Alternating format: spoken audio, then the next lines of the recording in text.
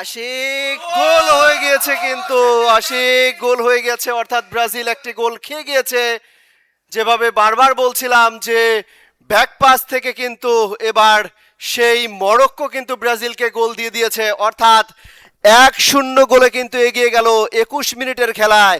Ellison বেকারের কথা বলছিলাম, তিনি দেয়াল হয়ে দাঁড়িয়ে থাকেন, কিন্তু না, সেই দেয়াল, দুর্ভেদ্য দেয়াল ভেদ করে কিন্তু মরক্কো গোল জড়িয়ে দিয়েছে। ব্রাজিল 1-0 গোলে কিন্তু পিছিয়ে গেল, অর্থাৎ 21 মিনিটের খেলায় ব্রাজিল পিছিয়ে গেল। Morocco 1, Brazil 0। ব্রাজিল যখন খেলা চলছিল তখন কিন্তু এলিসন বেকার এগিয়ে এসেছিলেন, আলতো করে তুলে দেওয়া হয়েছিল।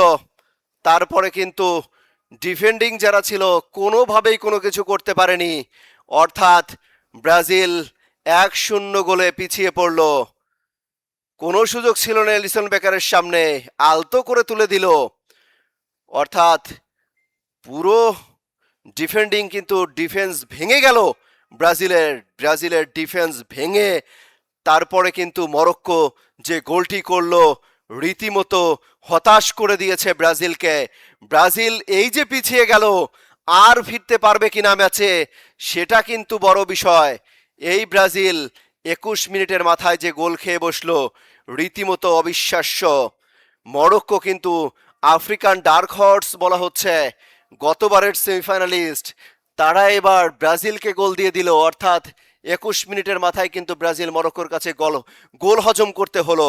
এখনো খেলার 70 মিনিট বাকি, মূল খেলার 70 মিনিট বাকি, অনেক কিছুই হতে পারে। চিন্তিত দেখাচ্ছে আনচেলত্তিকে। দর্শক, ব্রাজিলের যেসব ডিফেন্ডার ছিল, গ্যাব্রিয়েল মাগায়েস, মার্কিনোস, রোজার ইবানেজ, ডগলাস সান্তোস, সবাইকে কিন্তু পরাস্ত করে দিয়েছে। অর্থাৎ কোনো সুযোগ নাই, কিন্তু সাইবেবেরি তিনি কিন্তু গোল দিয়ে দিয়েছেন।